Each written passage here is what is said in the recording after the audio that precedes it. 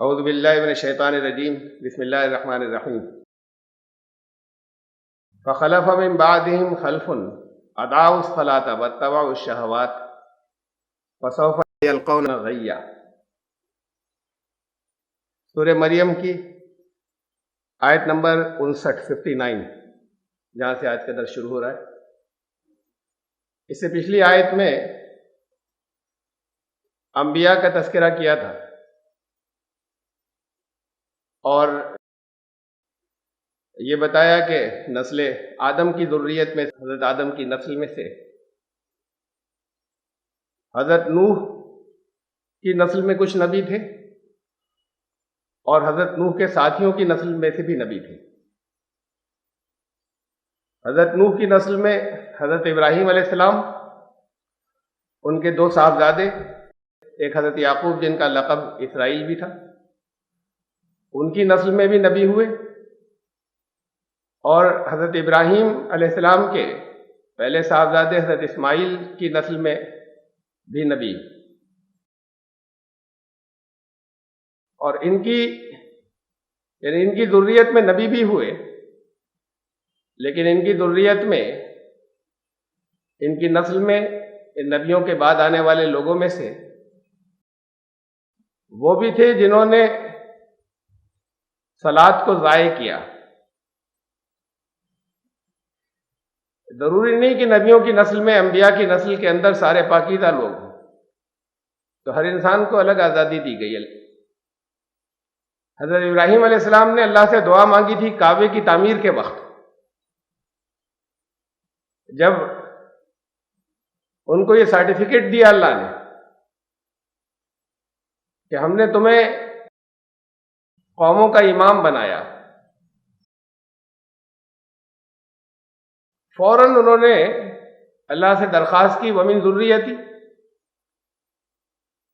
یہ اعزاز میری نسل میں بھی رہے گا۔ قَالَ لَا يَنَالُ عَهْدَ الظَّالِمِينَ، فرمایا کہ آگے آنے والے لوگ صرف اس لیے پاکیزہ نہیں ہوں گے کہ وہ تمہاری نسل میں سے تھے،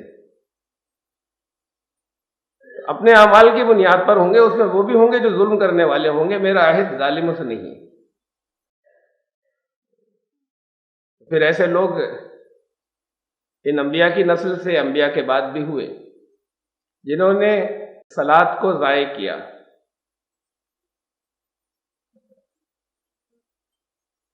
صلاۃ کے بارے میں آپ لوگ جانتے ہیں، جب یہ لفظ آتا ہے میں اس کی وضاحت کرتا ہوں کہ صلاۃ صرف یہ نماز نہیں ہے جو 5 وقت ہم ادا کرتے ہیں، یہ بھی صلاۃ ہے۔ صلاۃ تو بہت جامع لفظ ہے۔ صلاۃ کا مطلب رحمت، درود، صلاۃ کا مطلب صلاۃ یہ 5 وقت کی نماز بھی، اور صلاۃ وہ نظام جو مکمل، جو اللہ کی اطاعت کا، اس کی بندگی کا جو نظام ہے پورا، وہ سسٹم، وہ بھی صلاۃ ہے۔ اس کے بعد آنے والوں نے صلاۃ کو ضائع کیا، ان کے بعد ان نبیوں کے بعد آنے والوں میں وہ بھی تھے۔ اگر یہ صرف نماز ہوتی تو صرف اتنی بات کہنا تو پھر بہت سی برائیاں ہیں کہ نمازیں چھوٹنے لگی ان کی۔ صلاۃ کو ضائع کیا انہوں نے، اس نظام کو درہم برہم کر دیا، برباد کر دیا، ضائع کیا۔ وہ نظام جس کے قیام کے لیے، جس کو قائم کرنے کے لیے انبیاء کی بعثت ہوئی تھی، وہ بھیجے گئے تھے۔ دیکھیے آگے اس کی تشریح کیے، وَاتَّبَعُوا الشَّهَوَاتِ، یعنی اپنی خواہشات، اپنے جذبات کی اتباع کرنے لگے۔ تو صلاۃ کو ضائع کرنے کا مطلب ہوا اپنی مرضی اور اپنی خواہشات کے پیچھے چلنے لگے۔ قرآن شریف نے کہا نا کہ افرأیت من اتخذ الہہ ہواہ، جو اپنی خواہشات کے پیچھے چلا اسے تم نے دیکھا، اس نے خواہشات کو الہ بنا لیا ہے اپنا، یعنی لا الہ الا اللہ ختم ہو گیا وہاں۔ اسلام یہی تو ہے، संपूर्ण आत्मसमर्पण, मुकम्मल सर तस्लीम खम करना, अल्लाह की मर्जी के आगे अपने आप को सरेंडर कर देना, झुका देना मालिक की मर्जी के आगे, एक के आगे। और अगर अपनी ख्वाहिशात की इत्तिबा शुरू हो गई तो फिर वो सरेंडर खत्म हो गया। वक्ती तौर पर कोई गलती हो जाए, उसके ऊपर शर्मिंदा हो, उस पर अल्लाह से तौबा करें, फिर दोबारा इस्लाह करें, लेकिन उस पर जम जाए, उस निज़ाम के ऊपर जिसमें सलाह ज़ाय हो जाए, जिसमें उस एक की बंदगी ही मकसद न रह जाए बल्कि अपनी ख्वाहिशात की इत्तिबा आम हो जाए और उसी पर जम जाए ना, तो फिर सलात ज़ाय हो गई, वो सिस्टम, वो निज़ाम बर्बाद हो गया। तो उसकी ये तशरीह वत्तबउ शहवात, कि वो अपनी ख्वाहिशात की इत्तिबा करने लगे। फसौफ यल्कौन गय्या, तो फिर गुमराही का जो अंजाम होगा, उस अंजाम को फिर वो पहुंचेंगे, वो लोग उस अंजाम को पहुंचे और उस अंजाम को वो पहुंचेंगे। इल्ला मन ताबा व आमना व आमिला सालिहा, एक कंटिन्यूअस प्रोसेस है। इसमें वो लोग भी हैं कि जो उस पर जमे रहे, वो भी हैं कि जिनसे गलतियां होती हैं, लेकिन उसके ऊपर तौबा करते हैं। देखिए, कुरान शरीफ में कहीं पर भी लफ्ज तौबा को मुतलक एब्सोल्यूट नजात का जरिया नहीं बताया। तौबा के माने पलट जाना, एक दो राय से गलत रास्ते की तरफ निकल गए, इसलिए कि उधर कुछ दिलचस्पियों के सामान नजर आए। दो राय पर गाइड थे, रहनुमा थे, जिन्होंने बताया कि रास्ता उधर जाता है, ये थी हिदायत, मंजिल तुम्हारी उस तरफ है। हिदायत कहते हैं मार्गदर्शन को, हाथ पकड़कर चला देने को नहीं।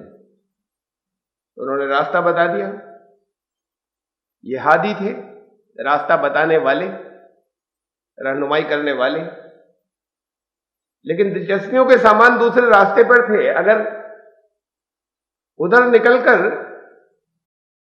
सूरत हाल ऐसी हो गई जिसे कुरान ने कहा है कि ज़ल्ला ज़लालम बईदा, इतनी दूर निकल गए गुमराही के रास्ते पे कि वापसी का फिर वक्त ही नहीं बचा। बईदा, बहुत दूर निकल गए। ये तो वो हैं जो जमे रहने वाले, उसी रास्ते पर आगे बढ़ते चले जाने वाले। लेकिन गलती का एहसास हुआ जरा सा चलकर, इस एहसास को कहते हैं पशेमानी, नदामत।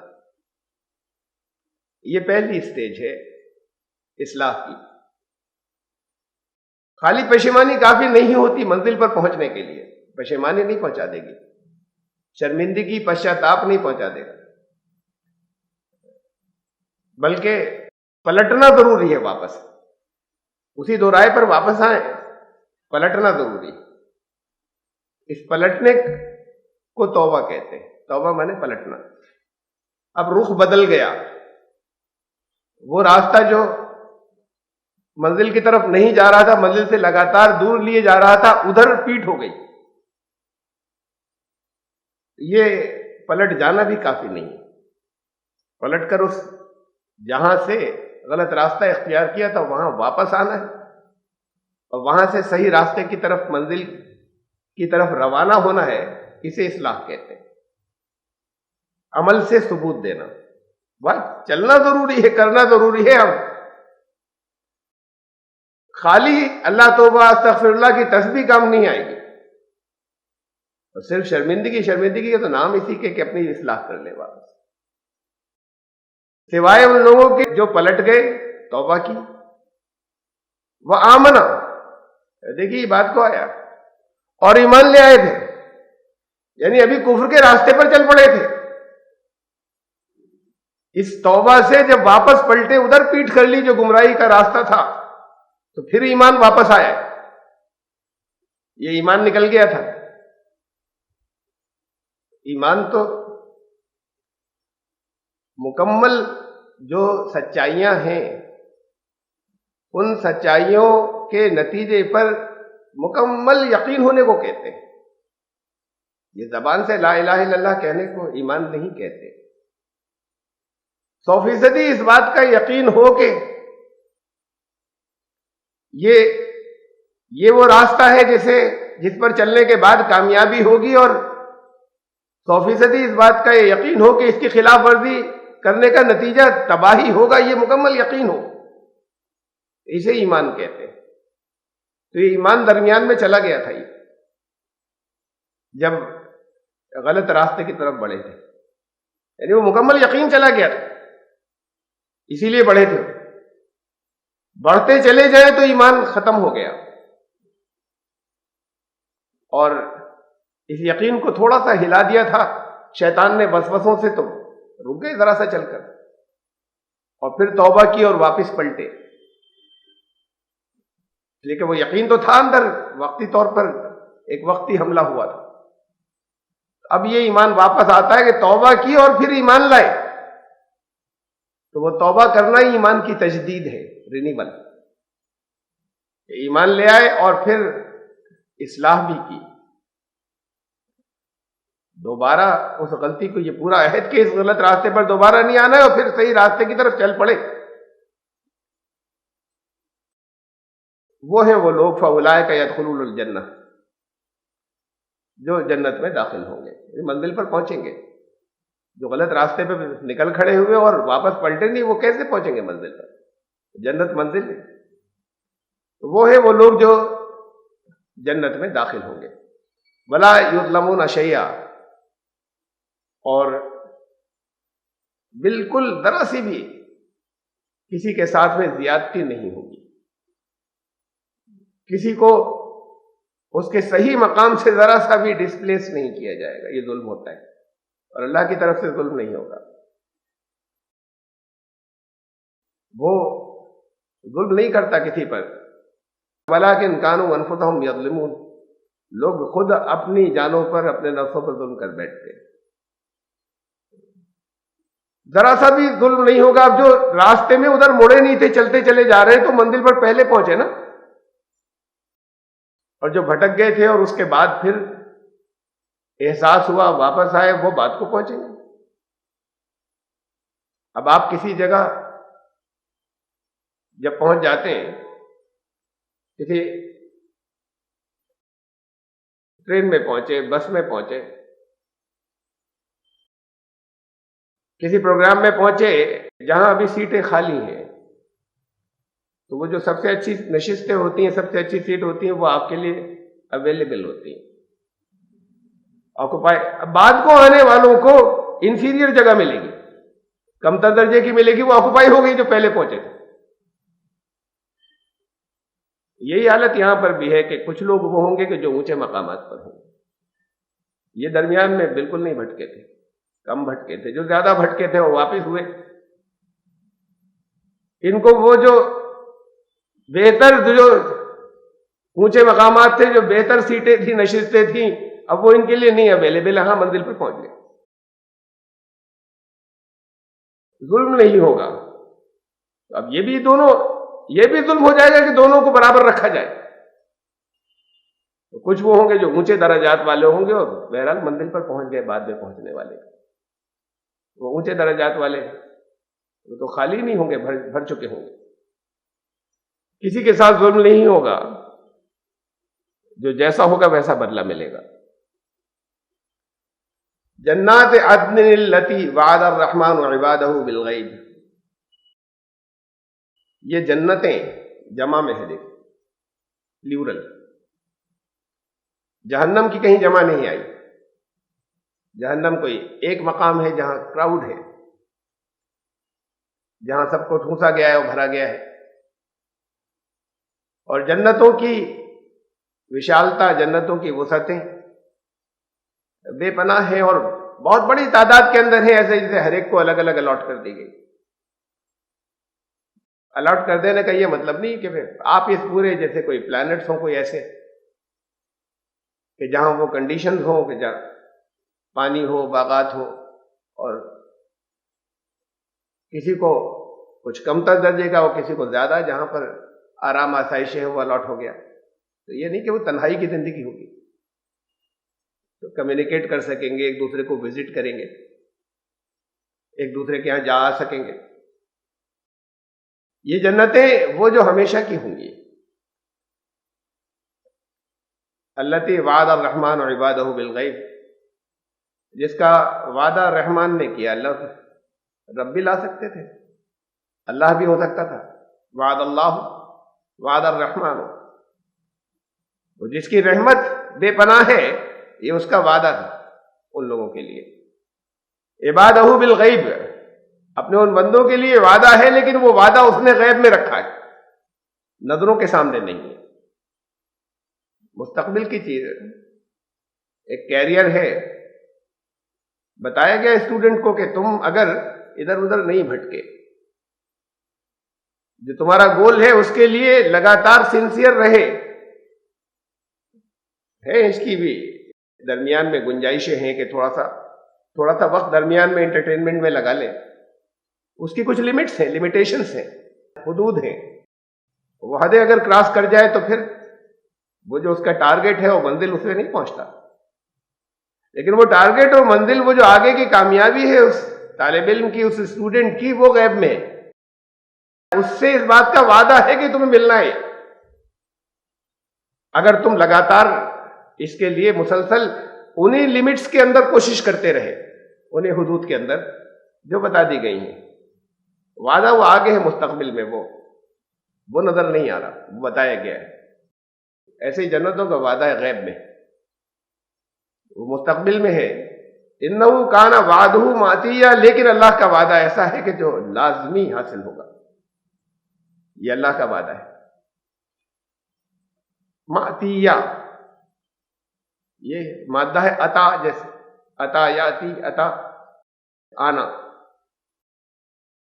اس کا وعدہ آ کر رہے گا. وعدہ آتا کیسے ہے؟ جنت کا وعدہ ہے تو جنت آئے گی یا جنت جائیں گے؟ اللہ کا وعدہ جو جنت کا ہے وہ آئے گا ضرور، آیا ہوا سمجھو. آپ یہاں سے دہلی کے لیے جا رہے ہیں، ٹرین میں بیٹھے، اب درمیان میں سوال کرتے کیا غازی آباد آ گیا؟ تو غازی آباد کبھی نہیں آتا. آپ غازی آباد پہنچتے ہوئے یا غازی آباد آتا ہے؟ یہ ہماری بولی کے الفاظ ہیں. اور قرآن بڑی فطری ادبی زبان کے اندر نازل ہوا ہے. اللہ کا وعدہ آنے کا مطلب یہ کہ جو وعدہ کیا گیا وہاں آپ پہنچ جائیں گے. وہ شہر آپ کے پاس نہیں آتا، آپ ان شہروں تک پہنچتے ہیں تو کہتے ہیں اب دہلی آ گیا. تو دہلی نہیں آتا، آپ دہلی پہنچتے ہیں. اللہ کا وعدہ آ جائے تو اللہ نے جن جنتوں کا وعدہ کیا ہے پھر وہاں آپ پہنچ جائیں گے، داخل ہو جائیں گے. وہ وعدہ اللہ کا ہے اور اللہ کا وعدہ سچا ہے، لیکن آپ پہنچیں گے جب صحیح راستے پہ جا رہے ہوں گے، منزل صحیح ہوگی. وہ وعدہ ان کے لیے نہیں ہے کہ جو غلط ٹرین میں بیٹھ گئے، چاہے نیتیں جتنی اچھی تھی. اگر ٹرین میں بیٹھ گئے لکھنؤ جانے والی تو پھر دلی نہیں پہنچیں گے. چاہے وچار، چاہے ذہن کے اندر خیالات جتنے بھی زیادہ دلی کے تھے. یہ غلط ہے کہ منزل تک سب پہنچ رہے ہیں الگ الگ راستوں سے. یہ دھوکہ دیا گیا ہے سلانے کے لیے کہ منزل ایک ہے، سب وہاں پہنچ رہے ہیں. کچھ راستے ایسے بھی ہیں جو وہاں نہیں پہنچ رہے، کچھ راستے مشکل سے پہنچ رہے ہیں. جو سیدھا ہے وہ شارٹیسٹ ہے، صراط مستقیم. کچھ مشکل سے بھی پہنچ سکتے ہیں، لیکن وہ بھی ہیں جو نہیں پہنچتے. جتنا اس کا دھیان کرنا، اس کی نیت رکھنا کافی نہیں ہے، نیت کے ساتھ میں صحیح عمل کرنا بھی ضروری ہے. اسی ٹرین میں بیٹھنا ہے جو اس منزل کی طرف جا رہی ہے جہاں آپ کو جانا ہے. کسی دوسری میں بیٹھیں گے تو وہاں اس سے جتنا وقت گزرے گا دور ہوتے چلے جائیں گے. اگلے اسٹیشن پہ اترنا ہے، غلطی کا احساس ہو گیا یہ اتریں گے نہیں تو وہ پشیمانی کافی نہیں ہوگی، یہ توبہ ہے، پھر واپس آنا ہے ادھر جہاں سے ڈائیورژن ہوا تھا وہاں، اور پھر صحیح راستے کی طرف روانہ ہونا۔ تو اس کا وعدہ آ کر رہے گا، یعنی آپ وہاں لازماً پہنچیں گے، اپنی کوشش، اپنی ایفرٹ ہے، خود چلیں گے تب پہنچیں گے۔ یہ اس کا وعدہ ہے کہ یہ راستہ جا رہا ہے، تمہیں ہدایت دے دے گی، تم پہنچ جاؤ گے۔ یہ عطا اور بخشش اللہ کی، یہ آپ کے اعمال کے نتیجے میں ہوگی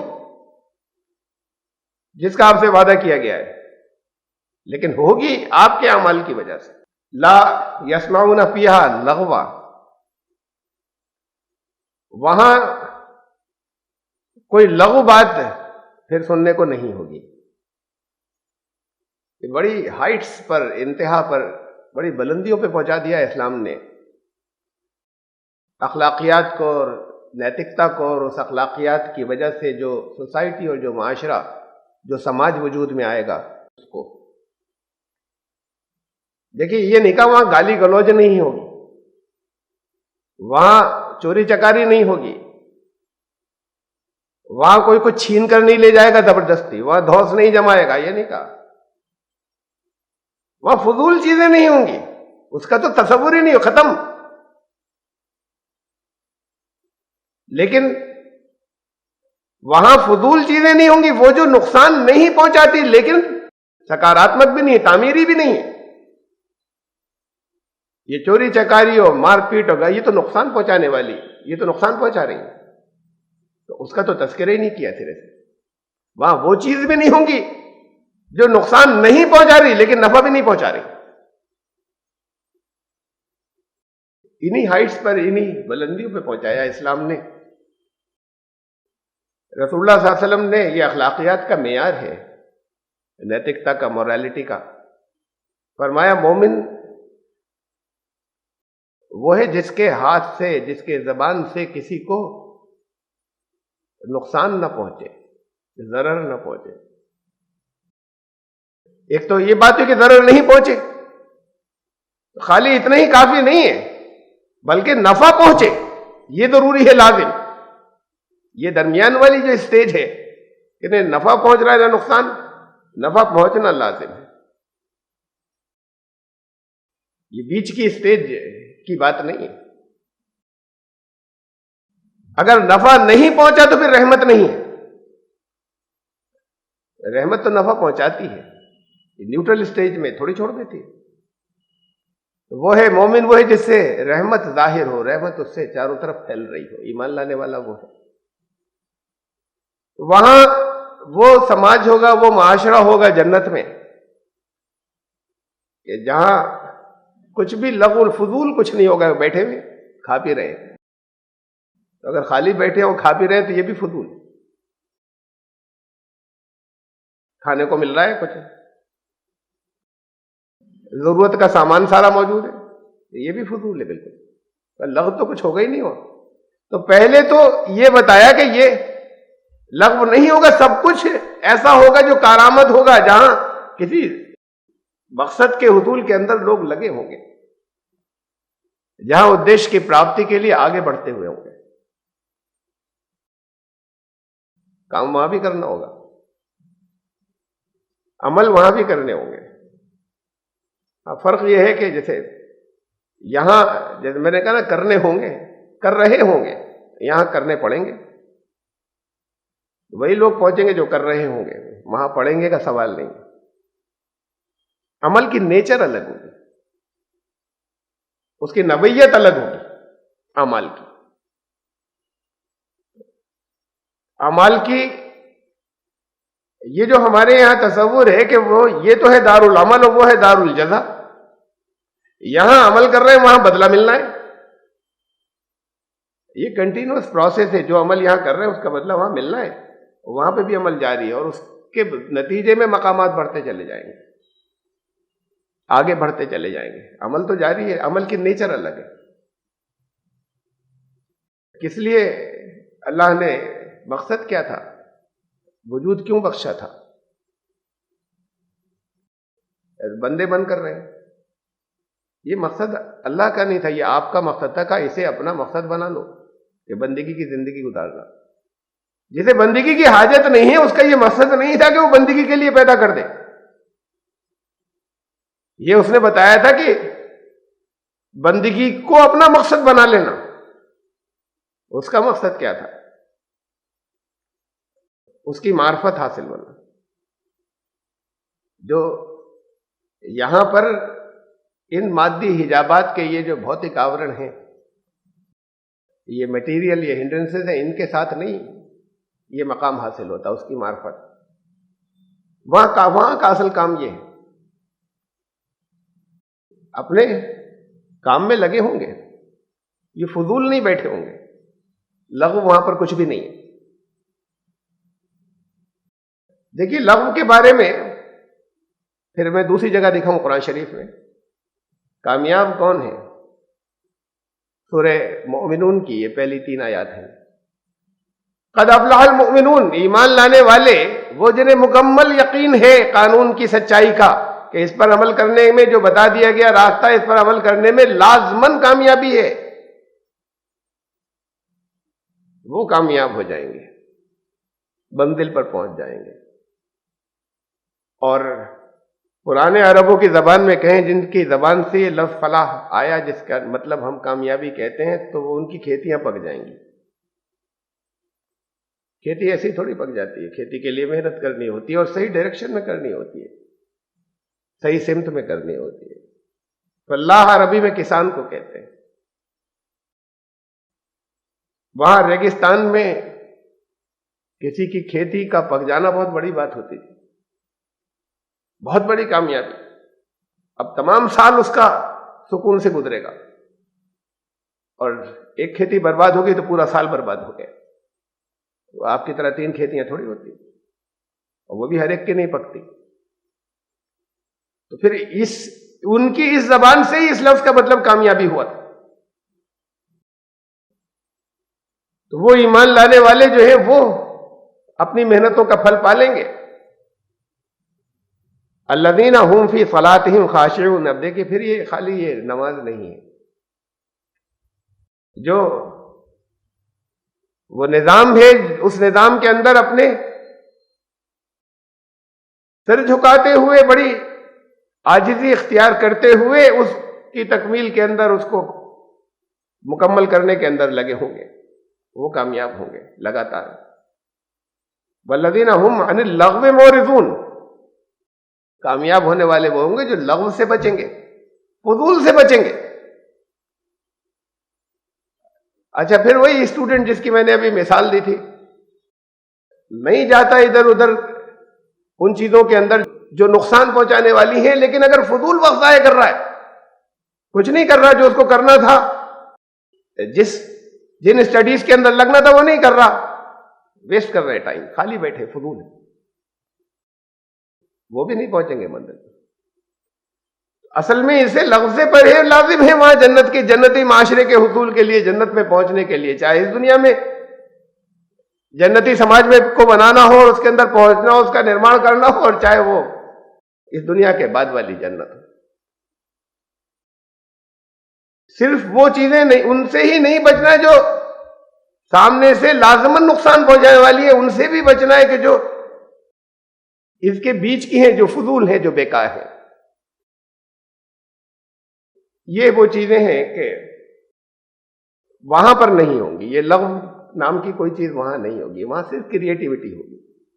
جس مقصد کے لیے وہ مقصد کے معرفت الہی کا، وہ جنت اس دنیا کے بعد والی، اس میں لگے ہوں گے. اور یہاں دنیا کی جنت بھی انہی لوگوں کو حاصل ہوگی. وہ سوسائٹی اور سماج ایسے ہی بنے گا جو لغو سے بچیں گے، فضول وقت ضائع نہیں کریں گے. اللہ سلامہ، سلامتی ہی سلامتی ہوگی. سلامتی، پیس، شانتی. یہ پیس، شانتی، سلامتی، پیس کسے کہتے ہیں یا شانتی کیا ہے، سلامتی کیا ہے؟ کہیں جانا ہے آپ کو، راستے میں کوئی حملہ کرنے والا نہیں، کوئی رکاوٹیں نہیں، لیکن جانا ہوگا، رکاوٹیں نہیں ہیں. یہ رکاوٹیں راستے میں حملہ کرنے والے اگر گھر بیٹھے ہوئے ہیں اور جا نہیں رہے کہیں تو ہوں گے وہاں پر راستے کے اندر نقصان پہنچانے والے. ہمیں تو نقصان نہیں پہنچا رہے, ہم گھر بیٹھے ہوئے ہیں. یہ گھر خالی جو بیٹھے ہوئے ان کی کوئی منزل نہیں ہے. جو منزل پر جانے والے ہوں گے ان کے لیے ہے وہ درمیان میں نقصان پہنچانے والے کہ وہاں جنت کے معاشرے میں نہیں ہوں گے. تو سلامتی اصل میں ہے ہی وہ چیز جس میں کچھ کرنے والا ہو, وہیں پر سلامتی کی ضرورت ہے. کہیں پہنچنے والا ہو, کچھ ایفرٹس کرنے والا ہو. یہ گھر میں بیٹھا ہے کہ ہم بالکل سلامت ہیں, تم منزل پر نہیں پہنچ رہے, ہاں تمہارے اوپر کوئی حملہ نہیں کر رہا, گھر میں بیٹھے سرکشا میں ہے. تو خالی سرکشا کا یہ مطلب نہیں ہے, حفاظت کا یہ مطلب نہیں ہے کہ چھپے بیٹھے یہیں پر کچھ کر نہیں رہے, ہمیں کوئی نقصان نہیں پہنچا سکتا, ہم تو گھر میں ہیں. پھر جہاں پہنچنا تھا نہیں جا رہے ہیں آپ, نقصان تو خود اپنے آپ کو پہنچا رہے ہیں. تو جب یہ کہہ دیا گیا جنت کے معاشرے کے لیے لا خوف علیہم ولا ہم یحزنون, وہاں نہ خوف ہوگا نہ غم ہوگا, وہاں کچھ کرنا ہوگا, اس راستے میں کوئی نقصان پہنچانے والے نہیں ہوں گے. کسی ایک جگہ خالی بیٹھ کر کھا رہے ہیں, نہ خوف ہوگا نہ غم, تو یہ تو بیکار, یہ لغو زندگی. منزل پر وہ وہاں پر جو کرنا ہے, اب اس کی نیچر کیا ہے ہم نہیں جانتے.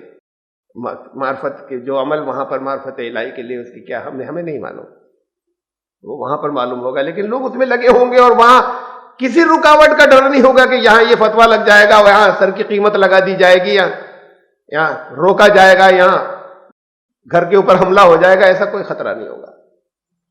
صرف سلامتی, نہ صرف یہ کہ لغو نہیں ہوگا گھر پہ, یہ دونوں چیزیں ہو گئی. گھر پر بیٹھے نہیں رہیں گے, خالی بڑھ رہے ہوں گے آگے سلامتی کے ساتھ, کوئی خوف ہوگا نہ غم.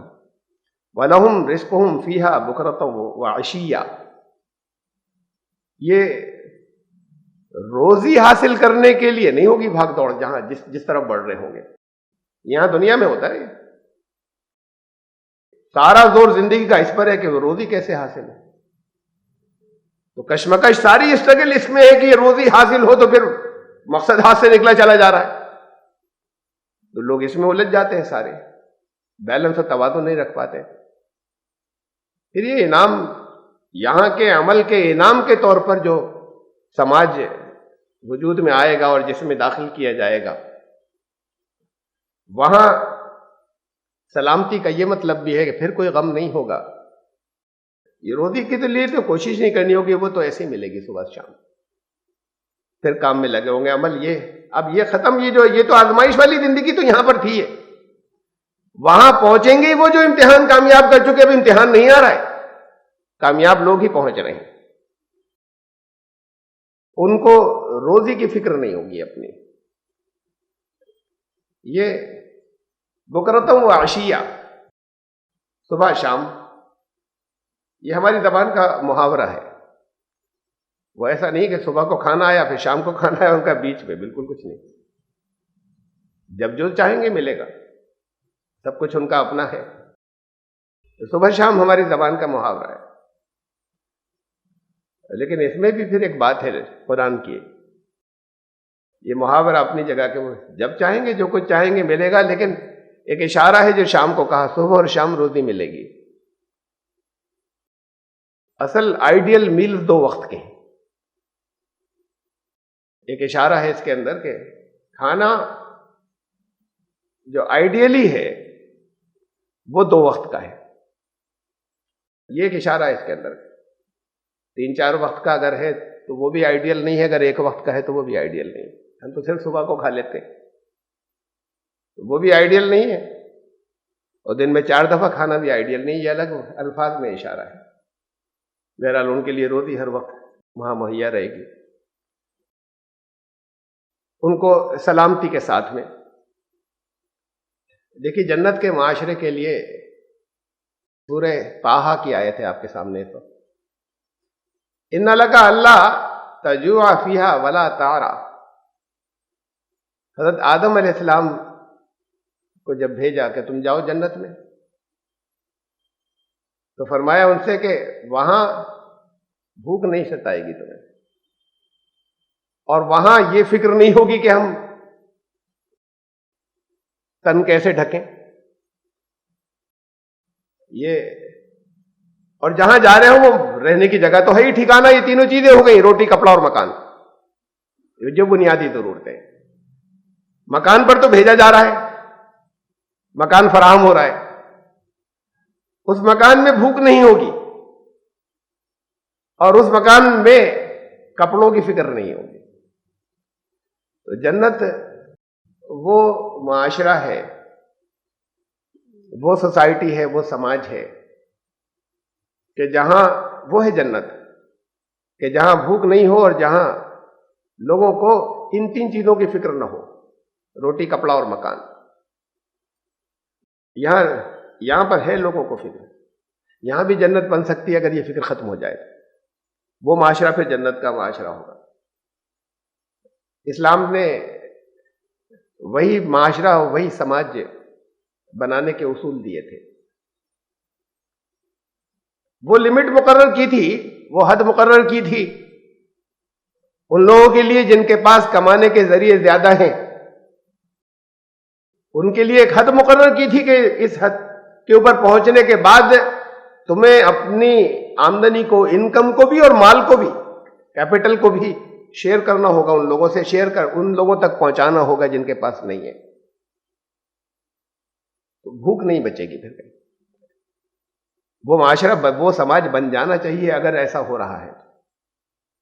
تو اس کا مطلب نہیں ہو رہا, نہیں پہنچایا جا رہا. جن کو پہنچنا چاہیے تھا حق, ان کو نہیں پہنچایا جا رہا, کہیں بیچ میں ضائع ہو رہا ہے. وہ اگر پہنچے گا تو بھوک اور یہ فکر لوگوں کی روٹی, کپڑے اور مکان کی ختم ہو جائے گی. 25,000 کروڑ روپے ہندوستان میں زکوٰۃ آ رہی ہے. زکوٰۃ کا روپیہ ہندوستان میں اتنا آ رہا ہے, ایک اندازہ لگایا گیا ہے, جن لوگوں ماہرین نے ایک اندازہ دیا ہے. زکوٰۃ وہ سارے لوگ جو زکوٰۃ کے مستحق ہیں زکوٰۃ ادا نہیں کرتے. بہت بڑی تعداد نہیں کرتی زکوٰۃ ادا, جن کو زکوٰۃ ادا کرنی چاہیے. جو کرتے ہیں, اور ہندوستان کے اندر دوسری کمیونٹی سے فائنینشلی مسلمان پیچھے ہیں, معاشی طور پر ان دوسروں سے پچھڑے ہوئے, اور پھر ان میں سے بھی جو خوشحال ہیں وہ بہت بڑی تعداد زکوٰۃ نہیں دے رہی. پھر کتنا سا بچا؟ وہ جو تھوڑا سا بچا وہ اتنا ہے, 25,000 کروڑ روپے. یہ 25,000 کروڑ روپے اگر ہر سال وہاں خرچ ہو جائیں جہاں کہے گئے تھے, تو مسلمانوں میں کوئی غریب, ہندوستان کے مسلمانوں میں کوئی غریب نہیں بچے گا. زکوٰۃ لینے والا نہیں بچے گا. 10 سال نہیں لگیں گے اس کے اندر, غریبی ریکھا سے سب اوپر ہو جائیں گے. اور غریبی ریکھا وہ نہیں جو جس کا ہندوستانی سرکار, انڈین گورنمنٹ اعلان کرتی ہے, وہ غریبی ریکھا نہیں. اسلام نے تو غریبی ریکھا بہت اوپر رکھی تھی. اپنی ساری ضروریات پورا کرنے کے بعد, کھانے پینے اور کپڑے کی ضروریات پورا کرنے کے بعد بھی اتنا کیپٹل اور اتنا سرمایہ تو ہو جو 7.5 تولے سونے کی قیمت کا ہو. اگر اتنا بھی نہیں ہے تو غریب ہے. اس سے اوپر اٹھنا ہے, اس سے اوپر سب اٹھ جائیں گے 10 سال سے کم عرصے کے اندر. اگر وہ لوگ جو یہ 25,000 کروڑ روپے, اصل میں تو یہ بہت کم ہے جن کو, اس لیے کہ بہت سے لوگ نہیں زکوٰۃ ادا کر رہے جنہیں کرنی چاہیے. اتنے بھی اگر ہوں تو بھی 10-15 سال کے اندر پھر غریبی ریکھا سے سب اوپر ہوں گے. مسلمانوں میں غریب نہیں بچے گا. یہ ان کو نہیں پہنچ رہا جو غریب ہے, یعنی جن کو اپنی ضروریات پورا کرنے کے بعد جن کو بھی اتنا کیپٹل یا اتنا مال جن کے پاس ہونا چاہیے, اس لمٹ سے اوپر پہنچنا ہے. اور اس لمٹ سے اوپر پہنچنے کا نظام اللہ نے بتایا تھا. یہ پھر کہیں اور جا رہے ہیں, یہ انہیں نہیں پہنچ رہے. اور اگر وہ لوگ بھی جو زکوٰۃ ادا نہیں کر رہے وہ بھی کرنے لگے تو پھر اس سے بھی کم عرصے کے اندر ہو جائے گا. اس سے بھی کم عرصے کے اندر یہ غربت, غریبی ختم ہو جائے گی. وہ ہوگا پھر جنت کا معاشرہ. جنتی معاشرے کے اندر کوئی بھوکا نہیں ہوگا, کسی کو یہ فکر نہیں ہوگی کہ بھوک کیسے دور ہو, کسی کو یہ فکر نہیں ہوگی کہ تن کے کپڑے کیسے پورے ہو, اور سر چھپانے کے لیے کہاں ٹھہرا جائے, کہاں رہا جائے. یہ جنتی معاشرہ یہی ایسا ہی دنیا میں، پھر آخرت میں تو اس کی فکر نہیں ہوگی، وہاں پرووائڈڈ ہوگا.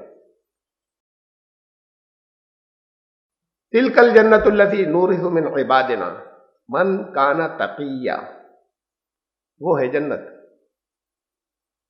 ایسی ہوگی جس کا ہم وارث بنائیں گے اپنے بندوں میں سے ان کو جو قانون کی خلاف ورزی کرنے سے بچتے ہوں گے. خو لفظ کے معنی بچنا، ڈرنا نہیں. تقوی اللہ کی نافرمانی سے بچنا، اس کے برے انجام کو نہیں پہنچے. ہمارے بندوں میں سے جو قانون کی خلاف ورزی کرنے کے برے انجام سے بچنے والے ہوں گے ان کو ہم وارث بنائیں گے اس جنت کا جس کے اندر یہ غربت نہیں ہوگی، جہاں لغو بھی کچھ نہیں ہوگا، صرف کریٹیوٹی ہوگی، فضول بھی نہیں ہوں گے. اور اس کے لیے یہاں ضرورت پڑتی ہے کسی منزل کو حاصل کرنے کے لیے کہ سر چھپانے کی جگہ بھی ہو، کھانے کو تو ہو، ورنہ پہنچیں گے کیسے؟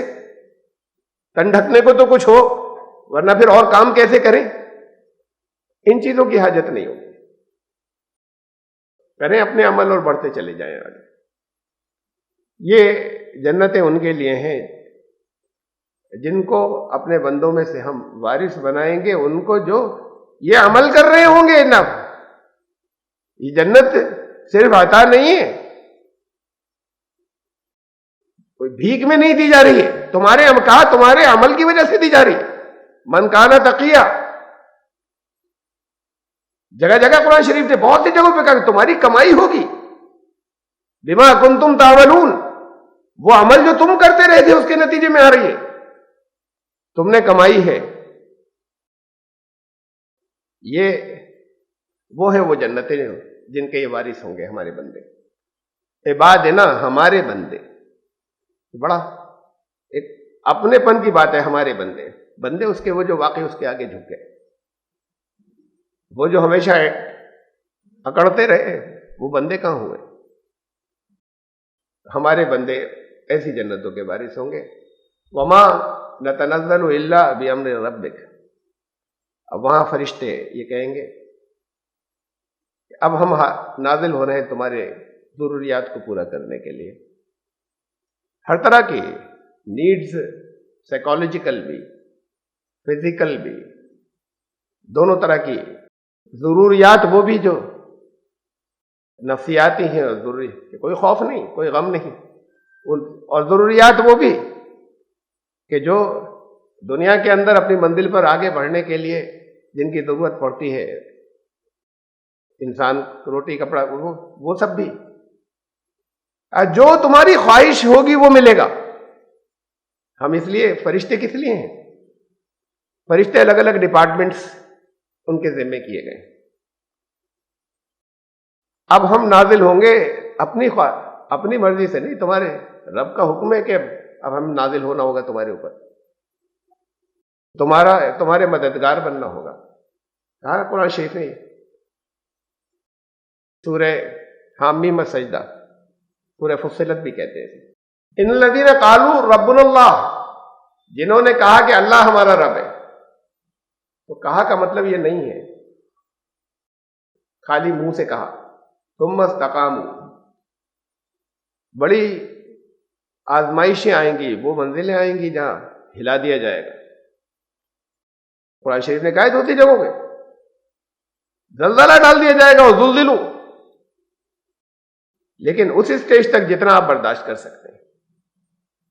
لا یکلف اللہ نفسا الا وسعها، اللہ کسی کی وسعت اور طاقت سے زیادہ کا مکلف اسے نہیں کرتا، اس کا بوجھ نہیں ڈالتا. امتحان کسی کی امتحان پاس کرنے کی صلاحیت سے زیادہ نہیں ہوتا. یہ کم ہمت لوگ ہیں جو ڈراپ کر جاتے ہیں، صلاحیت ہوتی ہے ان میں، لیکن ہماری طاقت سے زیادہ اللہ نے بوجھ ڈال دیا. یہ الزام اللہ کے اوپر دے رہے، سوسائڈ کر لیا یا اپنے آپ کو خود تباہ کر لیا، وہ بھی سوسائڈ ہے. یہی زندگی میں رہتے ہوئے وہ نیند کی گولیاں تو نہیں کھائیں، پستول تو نہیں رکھا، نہیں چلایا اپنے اوپر، لیکن یہیں پر رہتے ہوئے اب خودکشی، سانسیں آ رہی ہیں اور خودکشی ہو گئی، وہ ہاتھ پاؤں چھوڑ دیے، یہ بھی خود سوسائڈ ہے۔ اللہ نے کہا کہ ہم کسی کی صلاحیت جتنی اس کی کیپیبلٹی ہوتی ہے اس سے زیادہ امتحان اس سے آگے ہمارا نہیں بڑھتا، تو یہ نا امیدی ہے کہ تم یہ سمجھ رہے ہو کہ اس سے زیادہ اللہ نے ڈال دیا بوجھ، جتنے کو ہم اٹھا سکتے تھے، جتنا اٹھا سکتے تھے اس سے آگے نہیں ڈالا ہے، لیکن اتنا آپ کی آخری لمٹ تک تو کسا جائے گا، جو آخری حد ہے وہاں تک تو ٹائٹ کیا جائے گا، یہ ہے امتحان، اور پھر اس کو کوالیفائی کریں گے۔ کہ جو لوگ کہ اللہ ہمارا رب ہے، اس کے اوپر استقامت اختیار کریں گے، اس کے اوپر پورے طریقے سے جمع ہوں گے، ہلیں گے نہیں، پھر ہلانے والے بہت ہوں گے۔ تتنزل علیہم الملائکہ، پھر ملائکہ کا نزول ہوگا ان پر، فرشتے نازل ہوں گے۔ فرشتے وہی لانے والے انبیاء پر نازل ہوتے تھے، فرشتے ان کے نازل ہونے کا ان کو علم ہوتا تھا یا احساس ہوتا تھا؟ یہ علم احساس تو پیدا کیجیے، آپ کو بھی احساس ہوگا، لیکن فرشتے اس اسٹیج پر ان پر نازل ہوں گے۔ قرآن نے کہا، یہ وعدہ کیا کہ جنہوں نے استقامت اختیار کی، پھر ان کا نزول کیا ہے، کس مقصد کے لیے؟ وہ کہے کہ اللہ تخافوا ولا تحزنوا، یہ وہاں جس راستے کی طرف تم بڑھ رہے ہو وہاں راستے میں کوئی دھمکی دینے والا پھر نہیں ملے گا، اور نہ تمہیں یہ فکر ستائے گی کہ اب گھر لوٹ کر کھانا ملے گا یا نہیں، نہ یہ فکر ستائے گی، نہ خوف ہوگا، نہ غم، نہ ایکسٹرنل تھریٹس ہوں گی، نہ انٹرنل ڈس ایکویلیبریم ہوگا، نہ باہر سے کہیں سے کسی بھی طرح کا تھریٹ ہوگا، دھمکی ہوگی، اور نہ اندر اسنتولن ہوگا، جس کے نتیجے میں پھر ڈس بیلنس یا غیر متوازن دماغ ہو جاتا ہے، اور پھر غم پیدا ہوتا ہے۔ یہ دونوں چیزیں، یہ فرشتے اس بات کی بشارت دیں گے کہ مطلب یہ سب ڈپارٹمنٹس ان کے ہیں، پھر اب وہ ساتھی بن گئے، وہ مددگار بن گئے۔ وَأَبْشِرُوا بِالْجَنَّةِ الَّتِي كُنْتُمْ تُوعَدُونَ، بشارت دیں گے وہ کہ جس جنت کا تم سے وعدہ کیا گیا اس کی تمہیں خوشخبری۔ اور اس کے آگے فرمایا کہ نحن اولیاءکم فی الحیات الدنیا، یہ جنت اس دنیا میں بھی ملے گی جس جنت کی بات کر رہے ہیں، وفی الآخرہ، اب ہم تمہارے سرپرست مددگار دوست ہو گئے اس دنیا میں بھی اور آخرت میں بھی۔ وَلَكُمْ فِيهَا مَا تَشْتَهِي أَنفُسُكُمْ وَلَكُمْ فِيهَا مَا تَدَّعُونَ، اب تمہارے لیے جو جنت ہے اس کے اندر جو تمہاری دل میں خواہش پیدا ہوگی وہ پوری ہوگی۔ یہ جو ساتھ میں کہہ دیا تصور، یہ ذہن میں تصور یہ کہ صرف وہاں کی بات ہے کہ نحن اولیاءکم فی الحیات الدنیا، اس دنیا میں بھی تمہارے ہم مددگار اور ہیلپر ہوں گے، تو یہاں تم جو چاہو گے وہ ملے گا، جو دعا مانگو گے وہ پوری ہوگی۔ وَلَكُمْ فِيهَا مَا تَدَّعُونَ، جو مانگو گے ملے گا، جو مانگو گے وہ ملے گا، اور جو دل میں خواہش پیدا، جو خواہشات ہوں گی وہ پوری ہوں گی۔ یہ اسی دنیا میں ہوگا امتحان پاس کرنے کے بعد، اس کی سختی سے رکنا نہیں ہے، اور یہ سختی تو جتنی زیادہ جس پر آ رہی ہے، بشرطے کہ وہ اس کو اسی اسپرٹ کے ساتھ میں لے رہا ہو کہ تو ہمیں کراس کرنا ہے، پاس کرنا ہے، اور ہم کر سکتے ہیں، وی کین ڈو اٹ، اس یقین کے ساتھ میں جو اسے کر رہا ہوں، تو جس کا جتنا سخت ہے اس کی منزل اتنی بلند ہے، اتنا اس کو آگے جانا ہے۔ 8ویں کلاس کا امتحان کے بعد جو منزل اچیو ہوتی ہے، 10ویں کلاس کے بعد کے 12ویں کلاس کے بعد کے امتحان کے بعد جو منزل اچیو ہوتی ہے، جو حاصل ہوتی ہے، وہ گریجویشن اور پوسٹ گریجویشن کے امتحان کے بعد وہ اونچی منزل ہے۔ پھر تو امتحان یہ دونوں برابر نہیں ہیں۔ اگر آزمائشیں سخت ہیں، بشرطے کہ اس کو سچ مچ اللہ کی طرف سے امتحان سمجھاؤ، پوری ایمانداری کے ساتھ میں اس کو حل کرنے کے اندر لگے ہو، وہ ایسا نہیں کہ کسی نے کوئی گھسیٹ رہا ہے، ایک تو یہ ہے کہ کھینچ رہا ہے، مجبور ہے، کوئی کھینچے چلا جا رہا ہے اور ہم تڑپ رہے ہیں اور زخمی ہو رہے ہیں، یہ تو ہم مجبور ہیں۔ تو چیخ رہے ہیں اور چلا رہے ہیں اور اللہ کی شکایتیں کر رہے ہیں لوگوں سے کہ دیکھو ہم کس حال میں ہیں۔ یہ کہ اس کی ان ساری آزمائشوں اس امتحان کو کراس کرنے آپ کے لیے جو کچھ آیا ہے وہ اتنا ہی ہے جتنی آپ میں طاقت تھی، یہ یقین ہو، اس سے زیادہ نہیں آیا۔ تو جو اس یقین کے ساتھ میں اسے کراس کرنے کے اندر لگے ہوں گے، جس پر جتنا بڑا آیا ہے اتنے اونچے درجات بھی تو ہوں گے، اتنی اونچے مقامات پر بھی تو پہنچے گا۔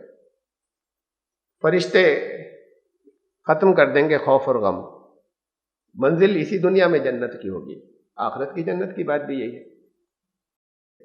جس جنت کا تم سے وعدہ کیا گیا تھا اب تمہیں اس کی بشارت ہو، یہ فرشتے ان کے اوپر نازل ہوں گے۔ پھر کہا تھا قرآن نے کہ وما، اور فرشتے یہ کہیں گے کا مطلب یہ ضروری نہیں کہ زبان سے کہہ رہے ہوں گے، یہ زبان حال یہ کہہ رہی ہوگی کہ یہ فرشتے جو ہے وہ تمہارے رب کے حکم سے ان لوگوں پر نازل ہو رہے ہیں جو اس کے مستحق تھے، جو ان آزمائشوں اور امتحان سے کامیاب گزرے، جنہوں نے اللہ کی شکایت نہیں کی۔ وہ ایسے نہیں تھے کہ ہم گھسیٹے جا رہے ہیں، ہم تو اب کیا کریں، تڑپ رہے ہیں۔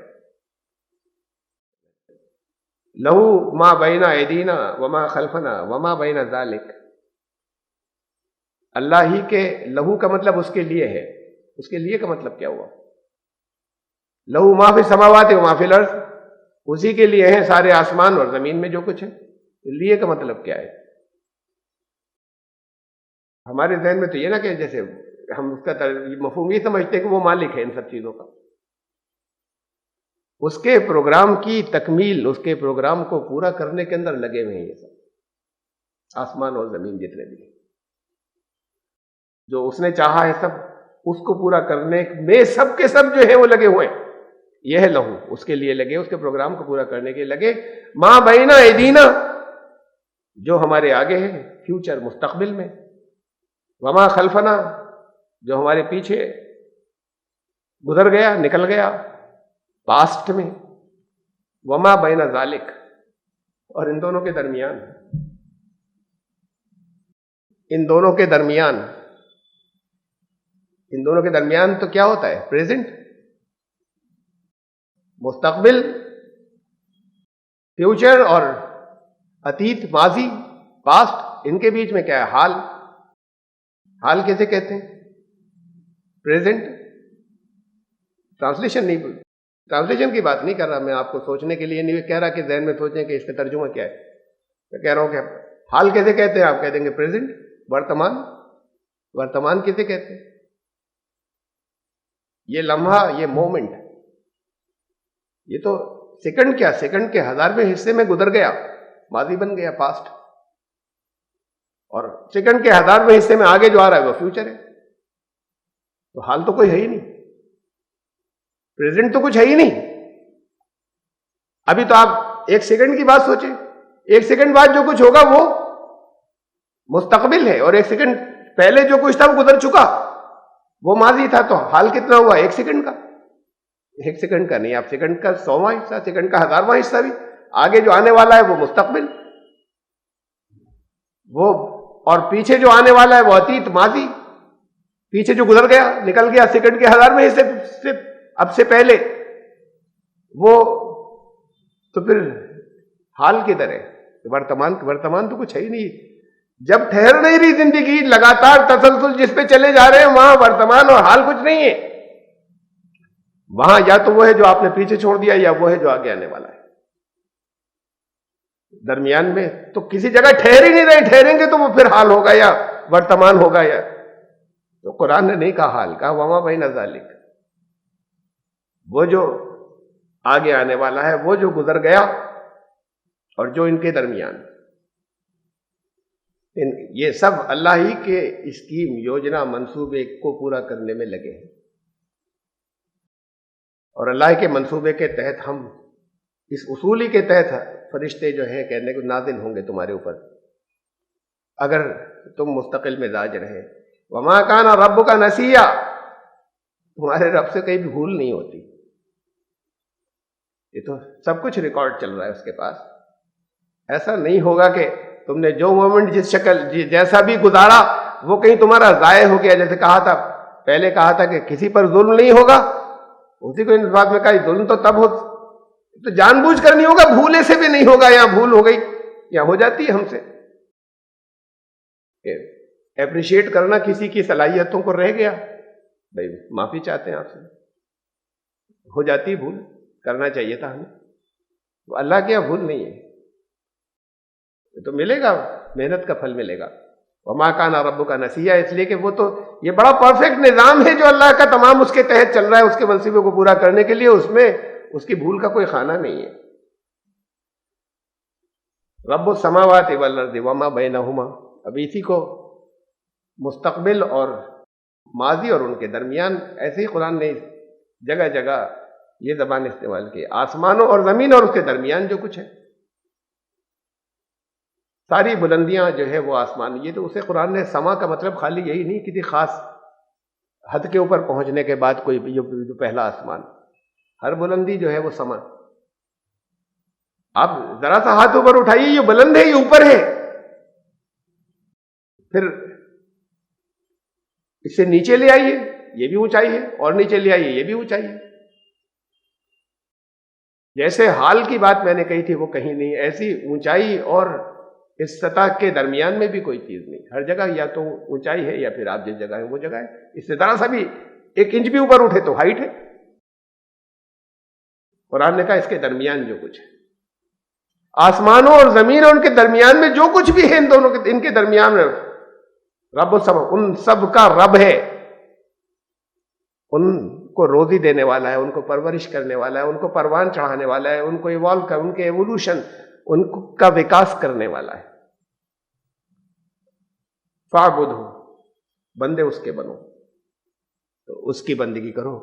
واصطبر لعبادتہ, اور اس کی بندگی میں ثابت ڈٹے رہنا, اس کی بندگی پر قائم رہنا. یہ ہے اصل بات. ایک تو یہ کہا کہ بندے بنو, کرو بندگی, لیکن پھر کہا لیکن بندگی سے ہلنا مت.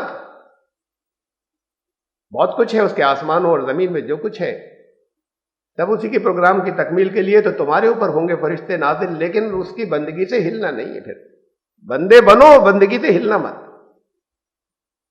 حل تعلم لہ سمیہ, ایسا کوئی مالک, کسی مالک کو جانتے ہو؟ ہے کوئی ایسا مالک علم میں جو ماضی اور مستقبل اور اس کے بیچ میں جو کچھ ہے سب کچھ وہ جانتا ہے؟ اور آسمانوں اور زمین اور ان کے درمیان میں جو کچھ ہے اسی کے پروگرام کی تکمیل کے لیے سب لگے ہوئے ہیں. کوئی ایسا مالک, کسی ایسے مالک کو جانتے ہو تم؟ وہ ایک اکیلا ہے, وہی ہے, تو اسی کے بندے بنو.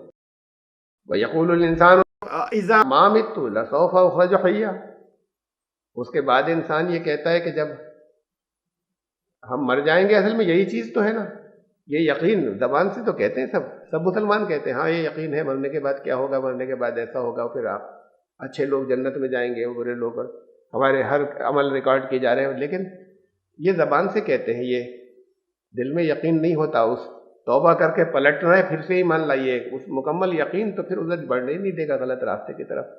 تو پھر انسان یہ کہنے لگتا ہے, وہی نہیں جو کفر کر رہے ہیں, یہ آپ میں سے ہم میں سے ہم کہنے لگتے ہیں. کا مطلب یہ کہ ہم پھر عملاً ادھر چلنے لگتے کہ جیسے مرنے کے بعد دوبارہ پھر وہ زندگی جو واقعی اصل زندگی آنے والی ہے وہ اس کی کامیابیاں نظروں سے نکل جاتی ہیں. تو وہ یہ کہتا ہے کہ کیا جب میں مر جاؤں گا لسوف اخرج حیا, تو پھر زندہ کیا جاؤں گا.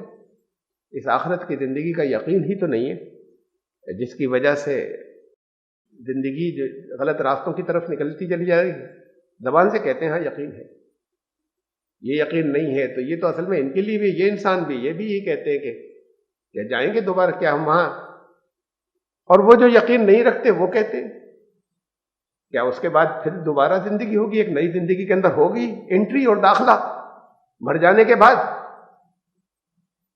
اولا یذکر الانسان انا خلقناہ من قبل ولم یک شیئا. تو قرآن نے کہا کہ بہت چھوٹی سی, بہت دلیلیں دی ہیں جگہ جگہ اس سوال کے جواب کی قرآن نے.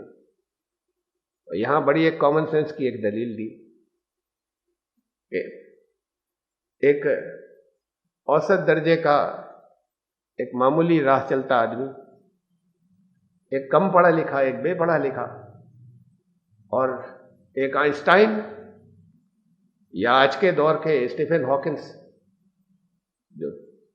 سائنس کی دنیا میں سب سے اوپر جن کا نام آتا ہے، یہ دونوں ایک ہی مقام پر ہیں، یہ جانتے ہی نہیں زندگی کہاں سے شروع ہوئی تھی، پہلی زندگی کی رمق کب آئی تھی یہ نہیں جانتے۔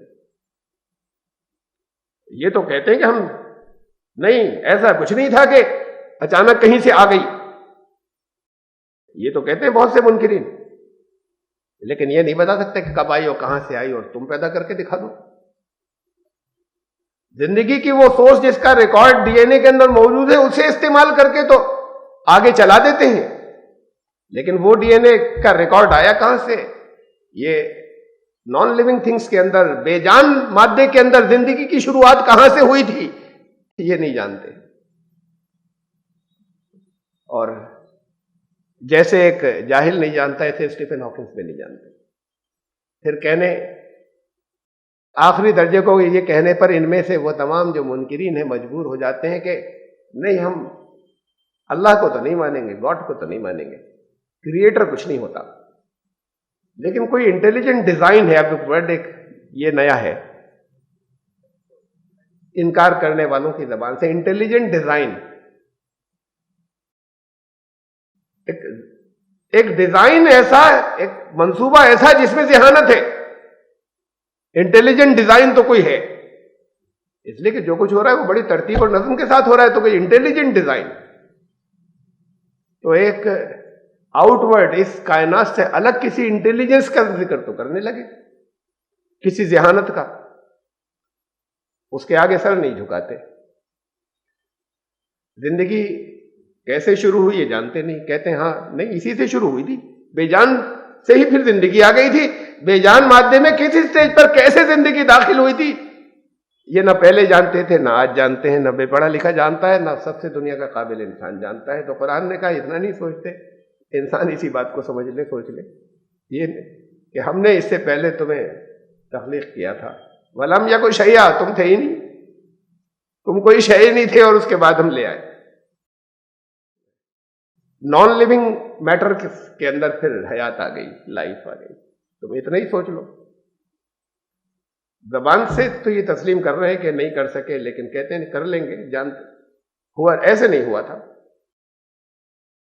ترقی کی چاہے جتنی بلندیوں کے اوپر وگیان پہنچ گیا، لیکن وہ یہ نہیں جانتا کہ زندگی شروع کہاں سے ہو گئی، کیسے سے۔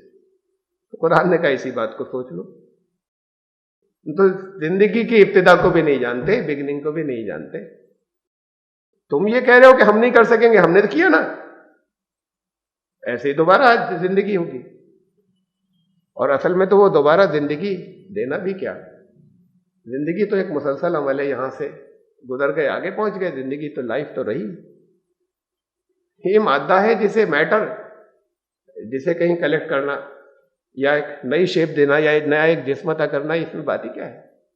اصل مشکل تو اس مادے کو تو استعمال یہ یہاں کے دنیا کے لوگ بھی کرتے رہتے ہیں، اصل تو زندگی کو نہیں جانتے۔ وہ زندگی تو اس نے پہلے دی تھی، تمہارے سامنے گزری، وہ آگے جاری ہے۔ اس کو خالی کسی بھی وہاں کا چاہے مادہ ہو چاہے یہاں کا مادہ ہو، تو جسم تو دینا ہے، تو جسم دے دیا جائے گا، اتنا نہیں سمجھتے۔ پھر اس کے بندے بنو، اس کی بندگی پر ثابت قدم رہنا، مستقل مزاج رہنا، ڈٹے رہنا، ہلنا مت بندگی سے۔ اور امتحان جو آئے وہ کچھ لوگ تو چھوڑ کر بھاگ جاتے ہیں، اور چھوڑ کر نہیں بھی بھاگے تو ہاتھ پیر ڈھیلے کر دیے، اور ایسے سمجھ ہی رہے ہیں کہ اب تو ہم گھسیٹے جا رہے ہیں۔ ثابت قدم رہنا تمہارے لیے تمہاری طاقت کے برابر ہی آئے گا، اس سے زیادہ نہیں آئے گا۔ یہ یقین رکھنا کہ تمہارے اندر اتنی طاقت تھی جو کچھ دیا گیا ہے، اور پھر اس کے آگے اور بندگی، بندے بنے رہنا، بندگی کے تقاضے پورے کرنا، وہ ناشکری نہیں ہو کسی جگہ، تو پھر فرشتے نازل ہوں گے، وہ کامیابیاں ہوں گی تمہاری۔ یہ ہے جنت، یہ جنتی معاشرہ یہاں دنیا میں بھی وجود میں آیا ہے، پھر آئے گا، اور آخرت میں تو وہ معاشرہ سماج بنانا نہیں ہوگا، وہاں تو لوگ وہی پہنچیں گے جن سے سماج وہی بن جائے گا، وہاں سماج بنانا نہیں ہوگا، جنتی سماج۔ ہم آیت نمبر 67 تک پہنچے سورہ مریم کی، اور انشاءاللہ زندگی رہی آئندہ تو آیت نمبر 68 سے پھر دوبارہ شروع کریں گے۔